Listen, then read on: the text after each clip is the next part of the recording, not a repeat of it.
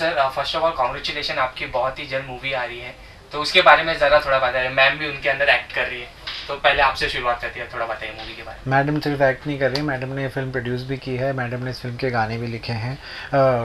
एक गाना लिखा है, उसके अलावा डायलॉग लिखे हैं और स्क्रीन प्ले हम दोनों ने लिखा है। तो सिर्फ एक्टिंग पॉइंट ऑफ व्यू से नहीं, सब कुछ कोलैबोरेशन हमारा मिला जुला है।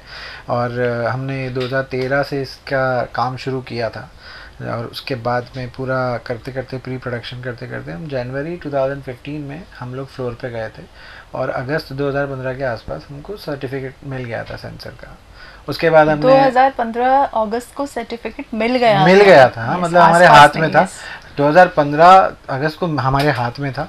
और उसके बाद में हम लोगों ने स्क्रीनिंग शुरू करी। सबसे पहली स्क्रीनिंग, चूँकि मैं आई बिलोंग टू जयपुर, तो सबसे पहली स्क्रीनिंग हमने वहीं पे की थी 4 नवंबर 2015 को, जिसके अंदर who's who of Jaipur, you can say Rajasthan, even of Delhi वहाँ पे थे, जिसमें हमारे information broadcasting minister of state honourable Shri Rajyavardhan Singh Rathore ji भी थे और भी कई बड़े लोग उस स्क्रीनिंग में आए थे।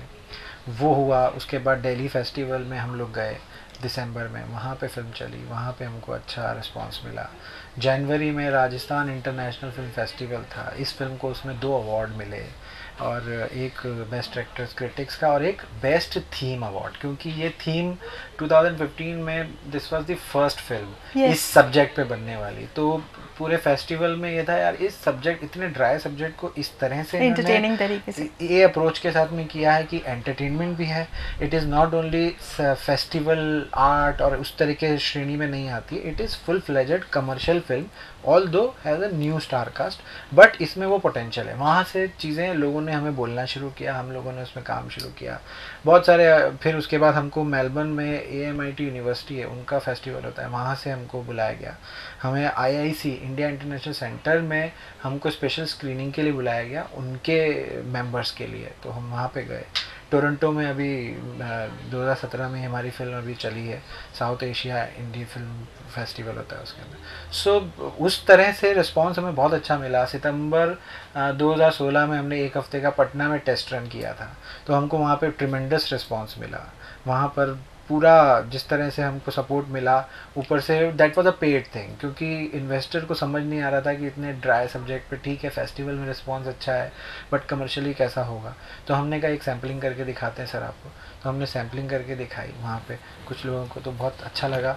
Day 1 60% occupancy and day 7 90-95% occupancy for this film, जो कि 700 की कैपेसिटी का थिएटर है, वो भी पटना के अंदर, जहाँ की सोच लोगों की ऐसी है कि भाई वहाँ पटना में ना मार धाड़ और ऐसी चलती, बट ऐसा नहीं है। ये फिल्म विदाउट मार धाड़ और एकदम स्वीट लव स्टोरी है। टॉयले ये आपका जो शौचालय और स्वच्छता जो है, ये एक उसका भाग है और एक वो चीज़ है, उसके साथ में लव स्टोरी भी है। तो वो चीज़ हुई। राजस्थान के अंदर हम लोगों ने ऐसे ही टेस्ट रन किया कि भाई एक पटना एक तरीके का टेरिटरी है, राजस्थान डिफरेंट है, यहाँ भी करके देखते हैं।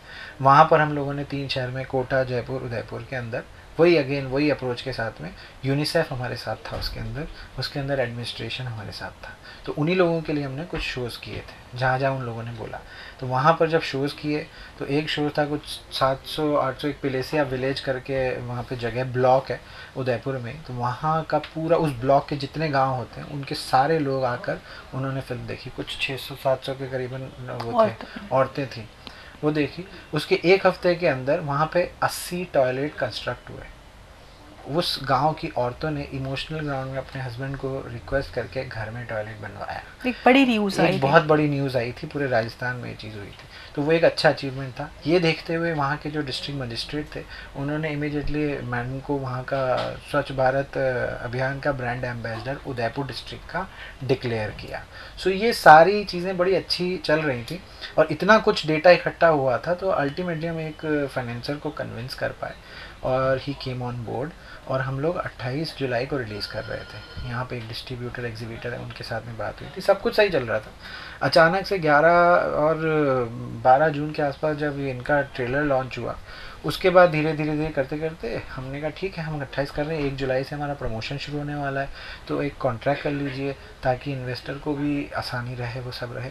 तो हम उन्होंने कहा ठीक है आ जाइए। तो हम जिस दिन वहाँ पे पहुँचे, इन्वेस्टर ऑल्सो विद अस, तो वो बोलते कि यार सब ठीक है, वो हो जाएगा, आप लोग पब्लिसिटी शुरू कीजिए, लेकिन एक कंडीशन है कि अगर उनकी तरफ से फ़ोन आ गया, मतलब मेकर्स की तरफ से फ़ोन आ गया कि बहुत ऐसा है, तो फ्रेटर्निटी का मामला है, दे आर इन, साल की 4 फिल्में आती हैं, ये होता है, आप तो पता नहीं नए हो, तो इसीलिए एक बार उनका अगर फ़ोन आ गया तो हम 28 को ही फिल्म उतार देंगे।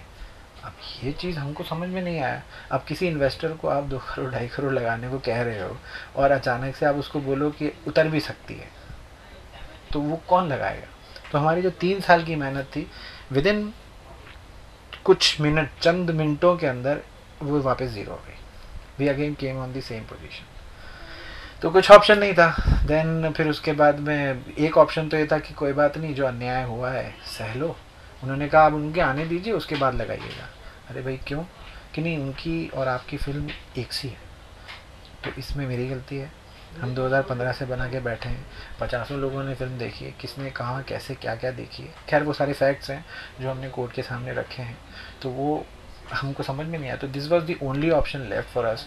तो हम लोग कोर्ट के सामने गए, क्योंकि हमको इस देश के कानून पे भरोसा है और हमें न्याय मिलेगा। जैसे कि सर आपने कहा आपकी मूवी का जो सब्जेक्ट है और टॉयलेट एक प्रेम कथा उसकी सेम स्टोरी है, तो वहाँ के मेकर्स, वहाँ के टॉयलेट एक प्रेम कथा की टीम से कोई आपको कोई मिलने आया है या कुछ बातचीत करने आए हैं, ऐसा कुछ नहीं, है ऐसा अभी कुछ तक। नहीं है, कुछ भी फ्रंट में ऐसा कुछ भी नहीं हुआ है। लेकिन हाँ, जो हमारे साथ हुआ अभी, वो अचानक से नहीं हुआ, वो पूरी प्लानिंग के साथ हुआ है। एंड मैं किसी का नाम लेना नहीं चाहूँगी, लेकिन ये पूरी की पूरी एक स्क्रिप्ट जैसे लिखते हैं, उस तरीके से स्क्रिप्ट लिखने के बाद हमें हमारे इमोशंस के साथ एक गेम हुआ है। तो इस वजह से हमें लगा हमारे पास कोई ऑप्शन छोड़ा नहीं गया कोर्ट में जाने के अलावा, बिकॉज हमें ये कहा गया कि आपकी जो फिल्म है वो टॉयलेट जैसी है। तो हमने कहा कि stop saying this, because you have to correct your words, कि हमारी फिल्म टॉयलेट जैसी है, टॉयलेट हमारी जैसी फिल्म है, तो अब तो ये प्रूव करना पड़ेगा। सो दैट्स वाई हम लोग कोर्ट के पास गए, बिकॉज हमारे पास कोई रास्ता नहीं बचा था, हम अपने रास्ते चल रहे थे। इवन टॉयलेट का प्रोमो आने के बाद भी हमें कोई प्रॉब्लम नहीं थी, हम अपने रास्ते चल रहे थे, हम अपनी फिल्म रिलीज़ कर रहे थे, लेकिन हमें रोक दिया गया फिल्म रिलीज़ करने से। एंड हमारे फाइनेंसर को डरा दिया गया कि आपकी फ़िल्म जो है फर्स्ट डे ही हम उतार भी सकते हैं। तो कोई भी डरेगा, कोई भी बंदा जो पैसा लगा रहा है उसको आप ये कह दो कि आपकी फ़िल्म एक कॉल पे हम उतार देंगे, तो डेफिनेटली वो पीछे चला जाएगा।